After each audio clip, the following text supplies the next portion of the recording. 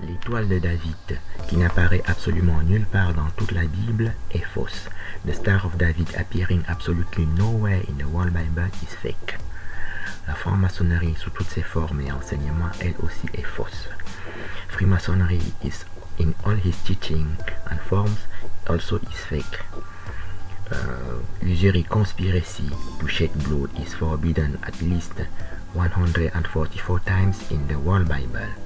Usure, complot pour répandre le sang, est interdite dans toute la Bible, au minimum à 144 reprises dans le judaïsme. Cette vidéo apporte 144 preuves scientifiques, archéologiques et historiques de ce que l'étoile de David est fausse et que la franc-maçonnerie aussi est fausse. This video brings forth 144 scientific, archaeological and historic proof of that the Star of David and Freemasonry are fake. First demonstration, première démonstration. Vous allez dans Google, chacun tape la Sainte Bible dans Google. Vous prenez une Bible de votre choix, vous cliquez dessus, il s'ouvre cette Bible et dans laquelle il y a un moteur de recherche qui ressemble à Google. Dans ce moteur de recherche, vous tapez étoile. Vous ne trouverez absolument aucune étoile, il y a très peu d'étoiles, qui soit attachée ni à Salomon, ni au roi David. Ça prend 3 minutes et on a la preuve qu'il n'existe absolument aucune étoile ni de David ni de Salomon dans toute la Bible. When you enter in King James Version 1611 star, you will find nowhere any single star attached to David, neither a star attached to Solomon. The same way, there exists in the whole Bible no single Ashkenazim Jew, Hebrew, or Shemite. There is only 3 occurrences of Ashkenaz in the whole Bible. The first in Genesis chapter 10 verse 3, the second in 1 Chronicles chapter 1 verse 5, and the third in Jeremiah chapter 53. In these 3 appearances, Ashkenaz is son of Japheth, not of Shem. So there is no Jew, Ashkenaz, neither on the flesh, neither on the spirit, as you have proved. Donc, quand vous tapez Ashkenaz, vous trouverez donc aucun Ashkenaz, ni juif, ni sémite, car quand vous tapez dans la Bible Ashkenaz, il y a 3 apparitions d'Ashkenaz, un dans Genèse chapitre 10 verset 3, un dans le premier livre des Chroniques chapitre 1 verset 5, et le troisième dans Jérémie chapitre 53, dans lesquels Ashkenaz est décrit comme fils de Japheth et pas comme fils de Shem, de Sem. Pour cette raison-là, Ashkenaz n'est pas sémite, ni selon la chair, ni selon l'esprit, puisque l'usure est contre le judaïsme, mais anti-judaïque. Le judaïsme de Moïse interdit l'usure. De la même façon, il n'existe absolument aucun juif séfarade dans toute la Bible. Séfarade n'apparaît qu'une seule fois dans toute la Bible, dans Abdias chapitre 1 verset 20. Il y est décrit comme étant un cananéen. Ésaü est donc cananéen. Il n'est donc pas sémite non plus. There exists in the whole Bible no single Sepharad Jew, no Shemite, no Hebrew. Sepharad appears only one time in the whole Bible, in Obadiah chapter 1 verse 20, in which Sepharad is a Canaanian. Esaü, Edom, Sarepta. Sepharvaim in second book of Chronicle, in second book of the King chapter 17, Sepharvaim also means Sepharad, which also means Sarepta, which are Babylonian.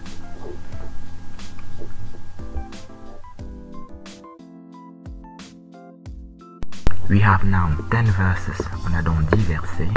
On the left part of the slide, we have Edom, Esaü, Teman, Philistine, Galaad, and Sarepta, which all of which means define Sepharad.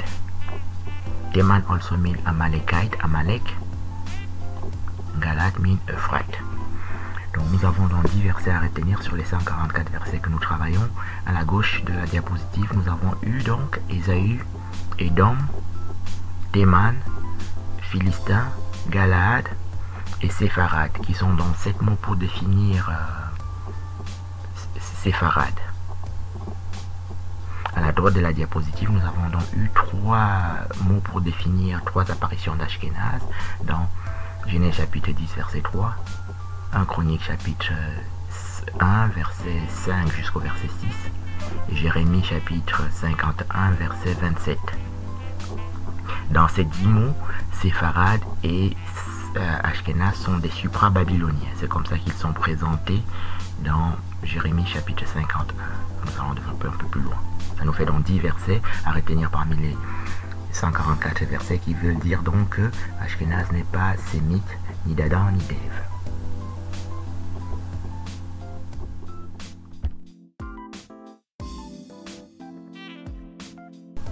Nous avons donc 3 démonstrations jusqu'ici. 1.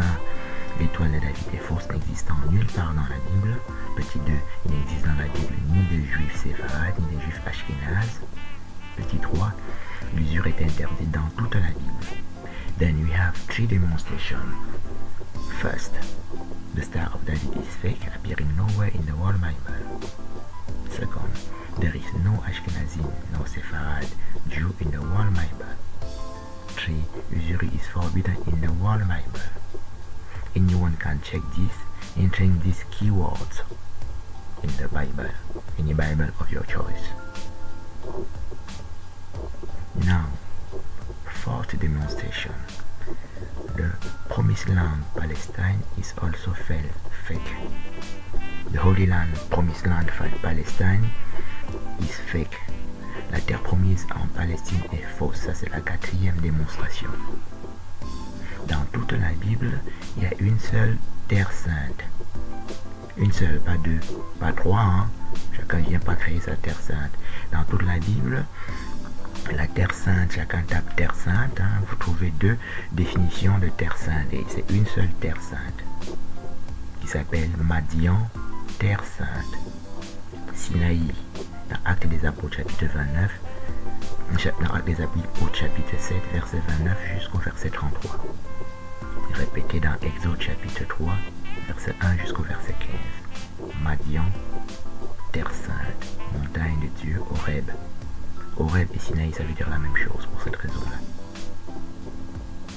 There is only one holy land, one promised land, one holy ground in the whole Bible,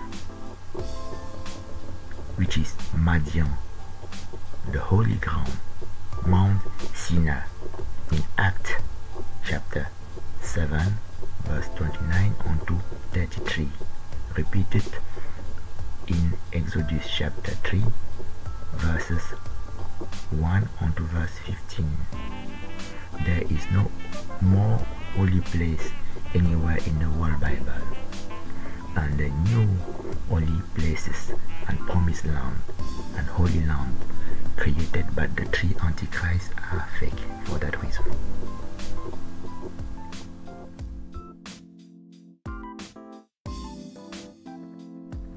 Cinquième démonstration, the 5th demonstration.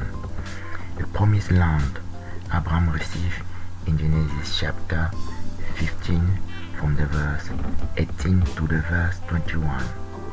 La terre promise, Abraham la reçoit dans Genèse chapitre 15, du verset 18 jusqu'au verset 21. Abraham, je donne ce pays depuis le grand fleuve Euphrate, le pays des Kéniens, le pays des Hétiens, le pays des Cananéens, le pays des Jébusiens, le pays des Amoréens, le pays des Girgasiens. Nous avons 7 mots à définir.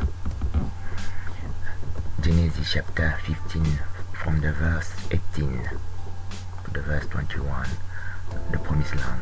Abraham, have I given this land from the great river Euphrates, the land of the Canaanites, the land of the Hittite, the land of the Jebusite, the Canaanite, the Amorite, and the Girgazite.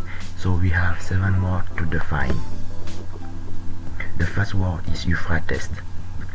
Euphrates in the book of Judith chapter 2 from the verse 6 onto the verse 14 is defined as Madian Euphrates in the second book of Judith chapter 2.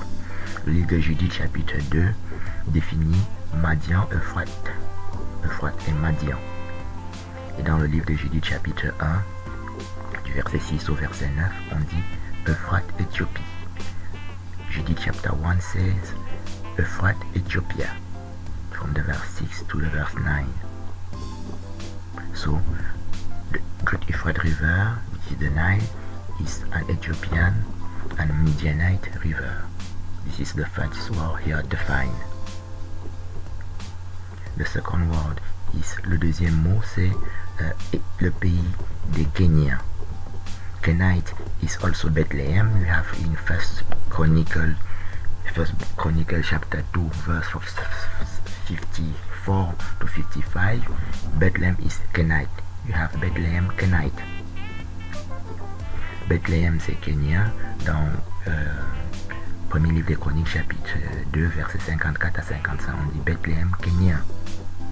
Et Kénien c'est beau-père de Moïse. Dans le livre des Juges chapitre 1 verset 16 on dit Kénien, beau-père de Moïse, qui est répété comme je viens de le dire dans le livre des Juges chapitre 4 verset 11.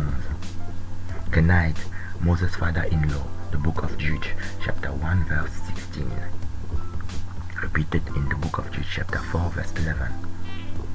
And the Moses woman wife is defined in Number chapter 2 at 2 times twice as an Ethiopian woman.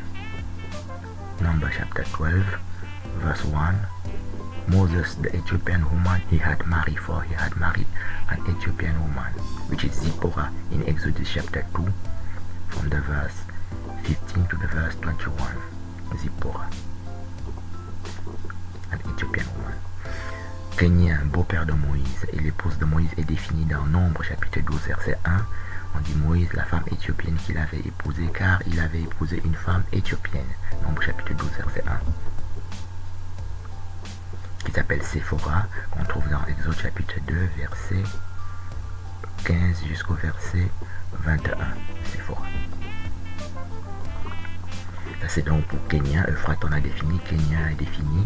Étien qu'on trouve en troisième position, c'est fils de Cham. Genèse chapitre 10, les fils de Cham. Verset 6. Et au verset 15, ce sont là les fils de Cham, verset 20. Et qui veut dire Étien, c'est donc fils de Cham.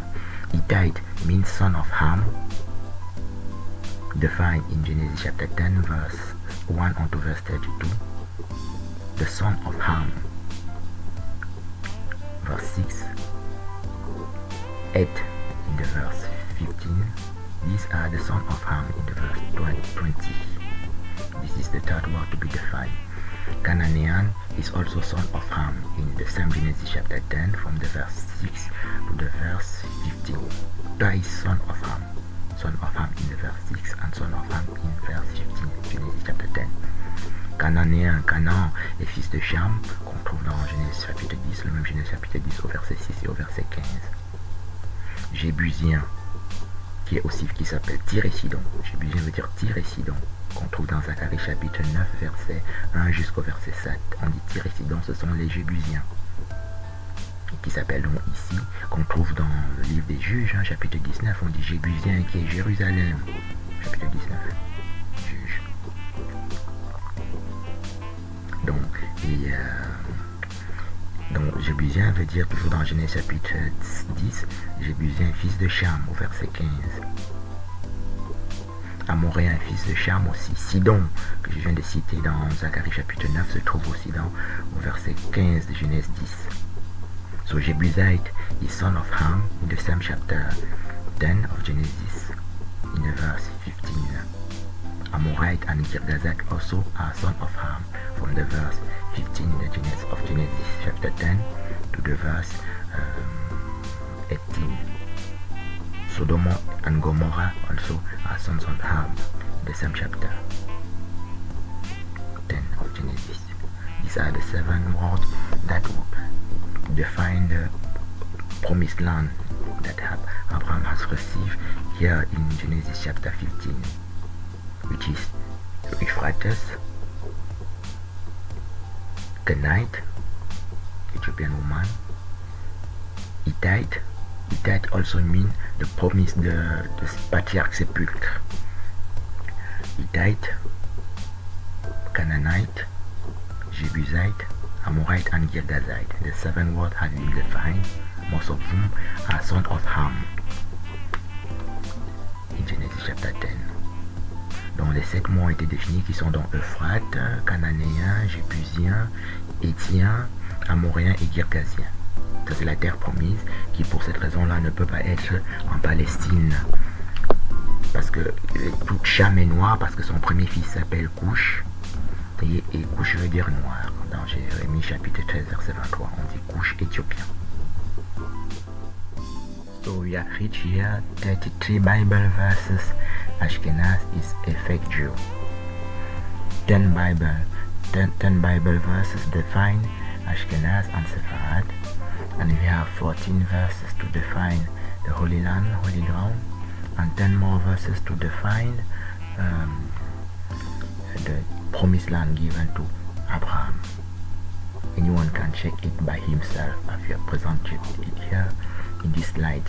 Donc nous avons maintenant 33 versets, 10 pour définir Ashkenaz, Sepharad, 14 pour définir la terre sainte, Madian, et maintenant 10 versets supplémentaires pour définir la terre promise qui a été donnée à Abraham dans Genèse chapitre 15. Chacun peut vérifier en ouvrant donc dans Google, on tape la Sainte Bible, on choisit une Bible électronique dans laquelle on tape les mots-clés de son choix.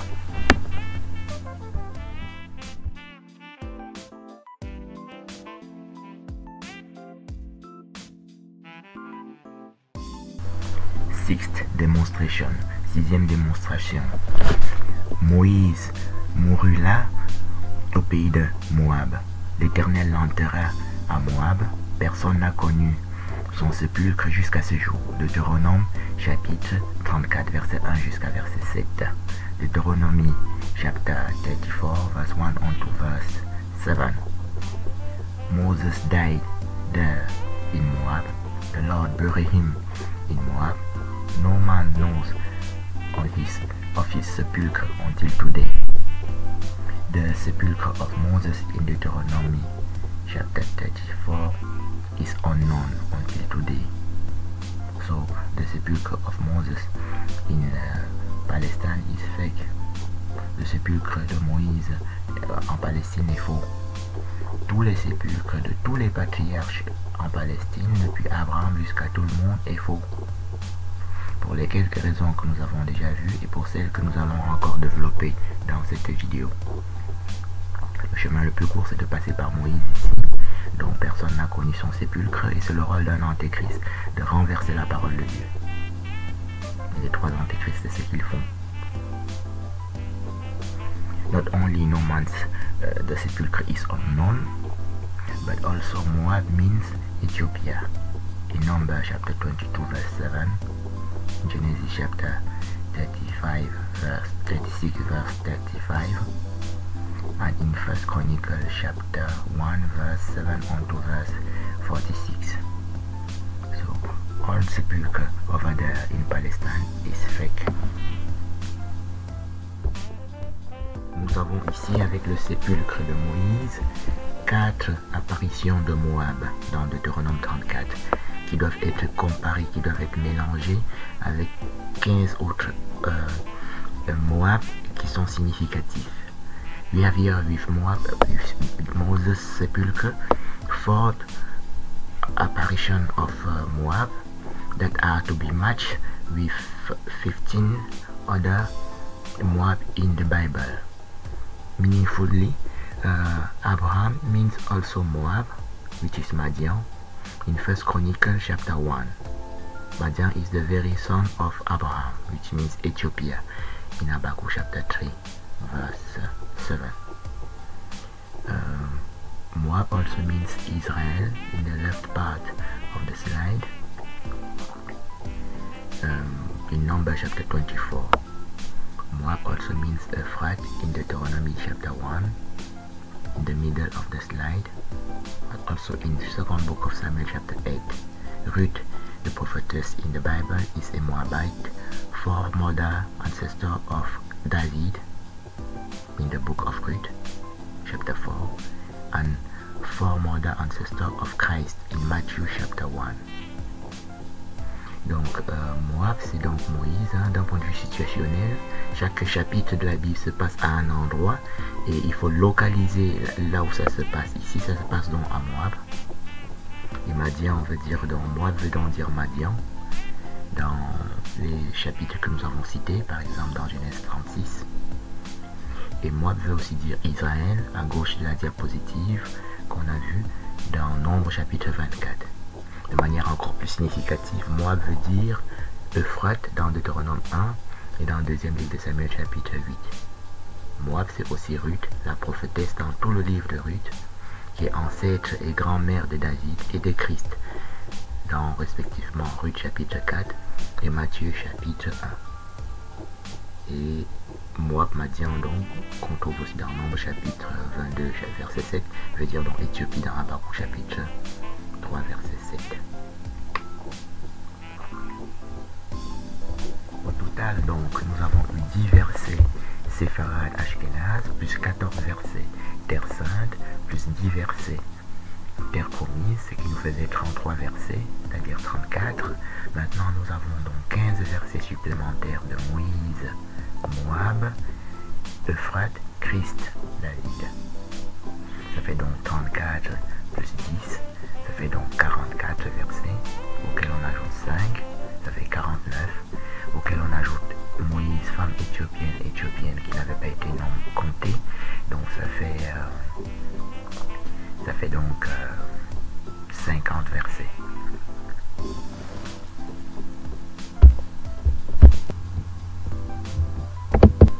So we have now reached 50 Bible verses, Ashkenaz non-Jew, including the 10 initial verses, Ashkenaz Sepharad, 14 Bible verses, Holy Ground, 10 more verses, Promised Land, which were 34 Bible verses, with now 15 verses, Moïse, Moab, Israel, Euphrate, Christ and David, in which we can add the 2 more Bible verses, Moses, Ethiopian woman, which make 50 Bible verses.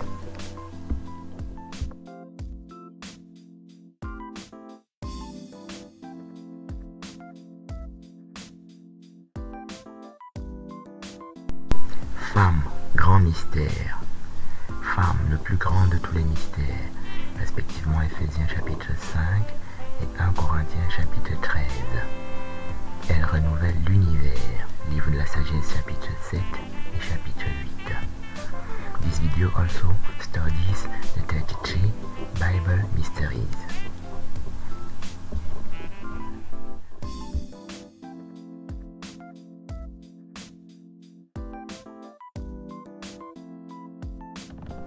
Femme, épouse de Dieu, gloire de Dieu, Apocalypse chapitre 21, verset 9. Noces de l'agneau, Apocalypse 19, verset 7 à 9. Woman, wife of God, glory of God, Revelation chapter 21, verse 9. Lamb marriage, Revelation chapter 19, verse 7 unto verse 9. Femme, la femme est une gloire, la femme, gloire de l'homme. Premier livre des Corinthiens, chapitre 11. Woman, glory of man, 1 Corinthians, chapter 11. Known as lamb wedding, lamb marriage.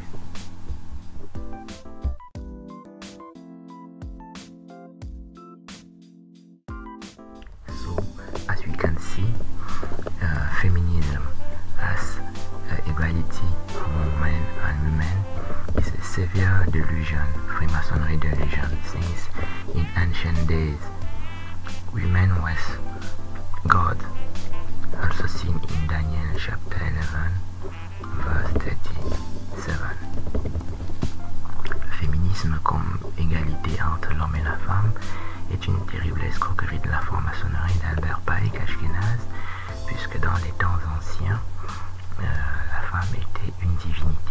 plus qu'une divinité, puisqu'on dit gloire de Dieu. Ça veut dire que c'est plus que Dieu, c'est au-dessus de Dieu. On dit aussi femme divinité dans Daniel chapitre 11, verset 37.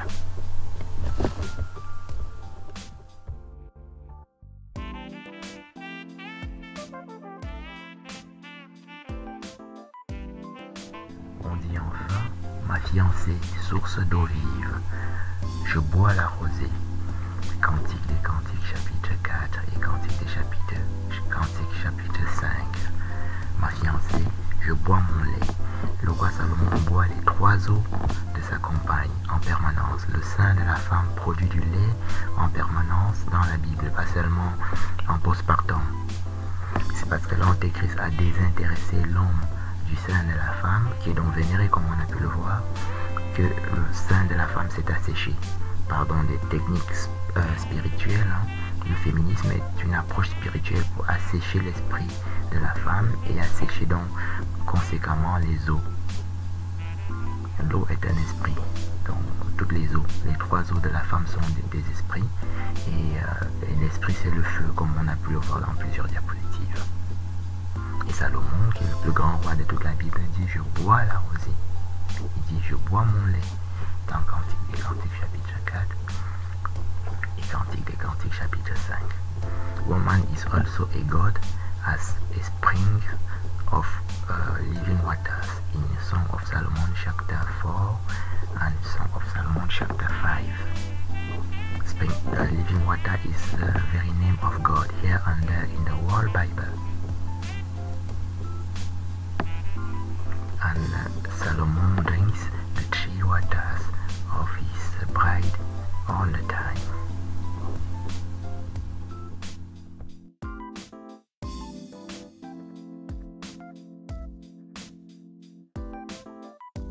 Sans être excessif, on dit aussi l'eau, le sang et l'esprit, la vie sur terre. Donc qui se réfère à la femme dans 1 Jean chapitre 5 verset 5 jusqu'au verset 8, jusqu'au verset 14.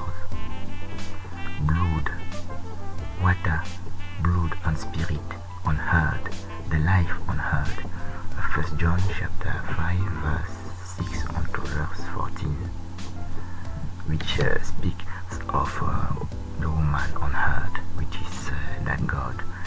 This is the mystery 7 stars in Revelation chapter 1 verse 1 unto verse 20. Mystery 7 stars. The 7 stars are the 7 angels, which are the 7 spirits of God.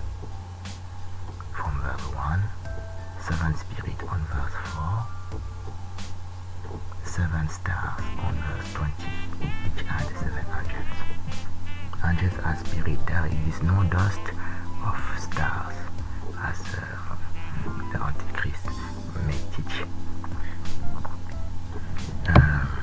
Donc, ça n'existe pas de poussière d'étoiles parce qu'un esprit n'a plus de poussière, a été dépoussiéré. Parce qu'on enseigne ça dans la franc-maçonnerie et dans la Rose-Croix et même le martinisme dans lequel j'étais martiniste et rosicrucien. On enseigne une multitude de conneries de ce genre.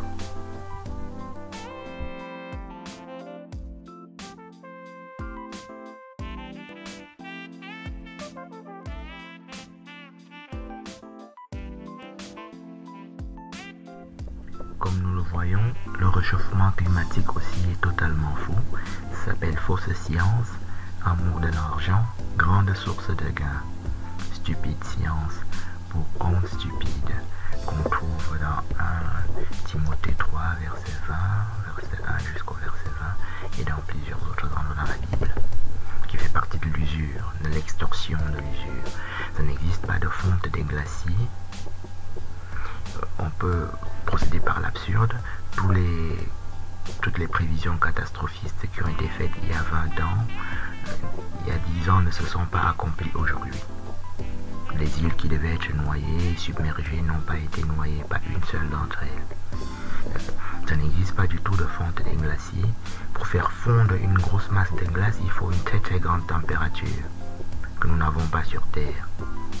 Si la température augmente de 1 degré, vous ne pouvez pas faire fondre un morceau de glace Les glaciers qu'on trouve, c'est une manifestation du 7e océan. Le 7e océan, c'est l'eau qui est au-dessus du firmament, que nous avons vu sur plusieurs diapositives sous forme de sang, qui s'appelle changer les eaux en sang. Le sang, c'est du feu, et c'est un peu un mystère, mais c'est la glace qui est sous forme de feu. Ça s'appelle Jérusalem céleste, cold and frost, c'est-à-dire glace et feu, qu'on trouve dans Zacharie chapitre 14. Donc tout le 7e océan qui se trouve donc au-dessus du ciel, au-dessus du firmament, et de la glace. Et c'est cette glace, hein, la terre est ronde, et ça descend, et nous le voyons sous forme de glace, c'est ce que nous appelons les glaciers.